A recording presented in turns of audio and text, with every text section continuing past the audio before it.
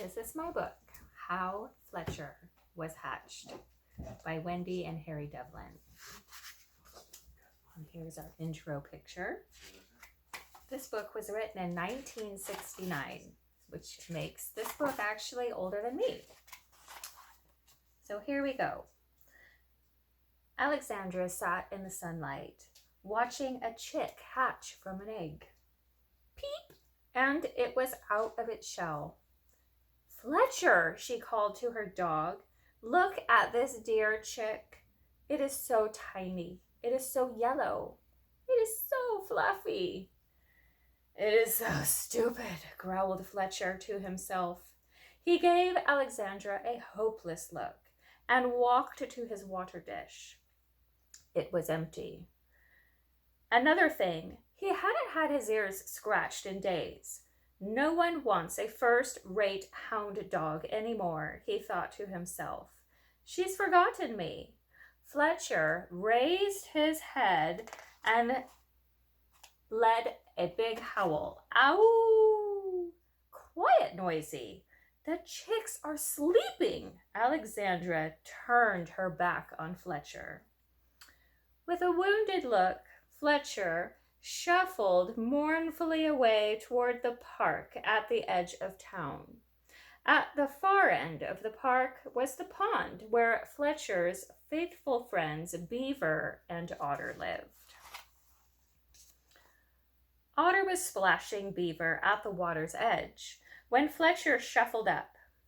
The animals weren't long in noticing Fletcher's sadness.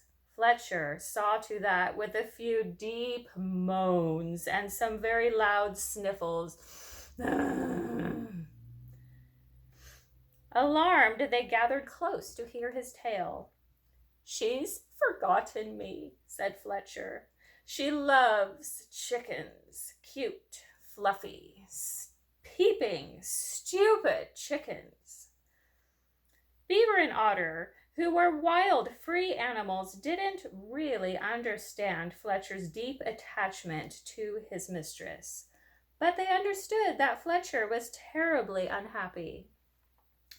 I'm terribly unhappy, said Fletcher. Maybe if you were fluffy and yellow, said Otter doubtfully. Could you peep a little, said Beaver. If you could only hatch once in a while, said Otter. That's it, cried Beaver. Slapping his tail, we'll have you hatch. It will be a new beginning. Me? Hatch? Yelped Fletcher. But Beaver and Otter paid little attention to Fletcher. They were soon in a warm discussion of how to make an egg large enough to hold a hound dog. With some misgivings, Fletcher promised to do his part and act like a chicken. They built the egg around Fletcher. All day they worked in the sun with reeds and clay and river grass. Otter sometimes stopped to tickle Fletcher's nose with a cornflower. But Beaver, who was a master builder, worked steadily, plastering pink clay evenly over the reed network. With his friends working so tirelessly, Fletcher couldn't complain, even when wet lumps of clay dropped on his head. Oh, that's a nice looking egg, right? At last it was finished. Beaver had smoothed the clay over the surface with such artistry that there could be little doubt that this was a great pink pearly object was an egg. An egg that would have been a joy to any mother bird's heart. He speckled it brown in honor of Fletcher's own brown spots. 2 small holes were left in the egg so that Fletcher could be fed water and a strawberry or 2. Beaver and Otter and Fletcher were tired.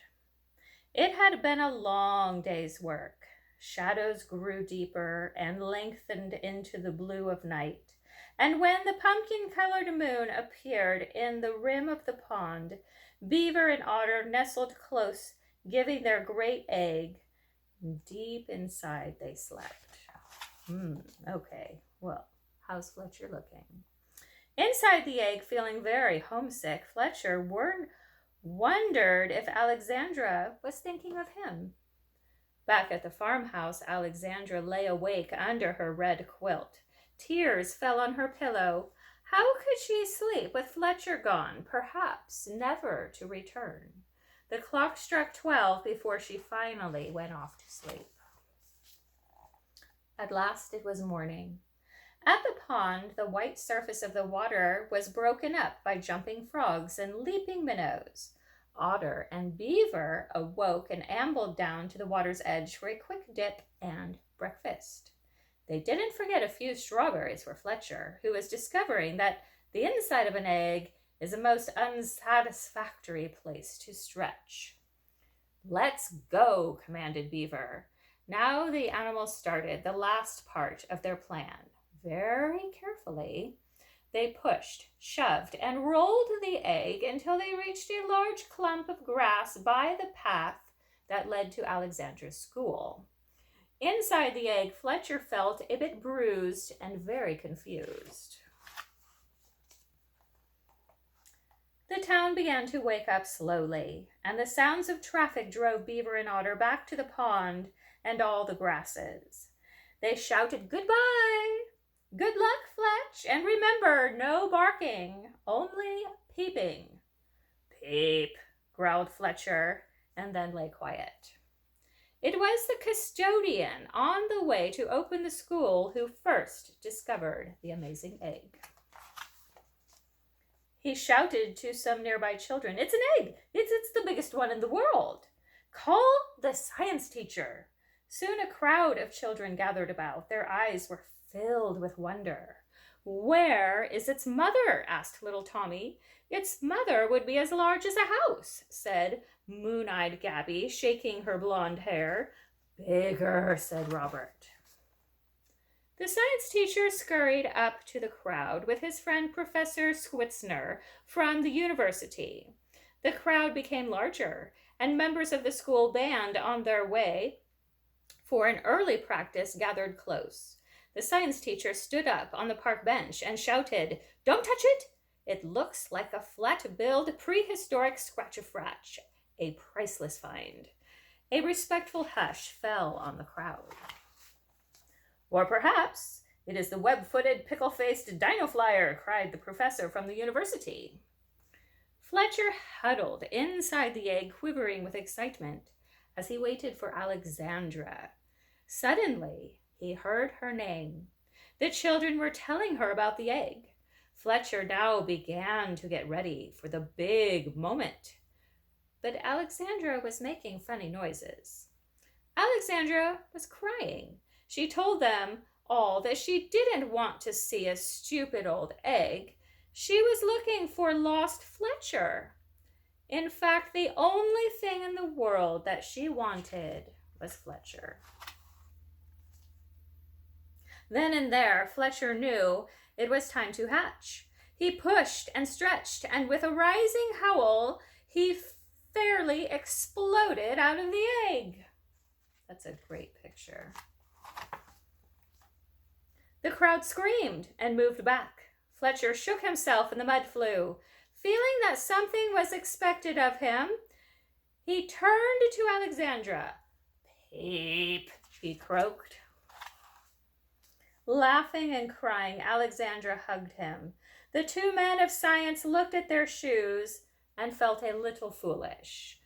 "Strike up the band," said the principal, hoping that everyone had forgotten about his guess that the mother of the egg was a giant hen from Mars. The band played "Hooray for the Red, White, and Blue." The principal, feeling called upon to bring the occasion to a close, faced the audience, wiped his hair with his handkerchief. "Only in America," he announced with great feeling, "could a hound dog hatch." This seemed to please everyone. With much clapping and whistling, the crowd began to fall away. Alexandra skipped along with Fletcher. Fletcher panted happily. Sometimes Alexandra had to stop and hug her dog. And Fletcher thought to himself, "You don't have to hatch to be loved. You don't have to be yellow and peep. You can be a great hound dog with brown spots and be the most important creature in a little girl's life. He gave himself a good shake, and the last of the dried mud on his back went flying. And there we have Otter and Beaver, and that is the end.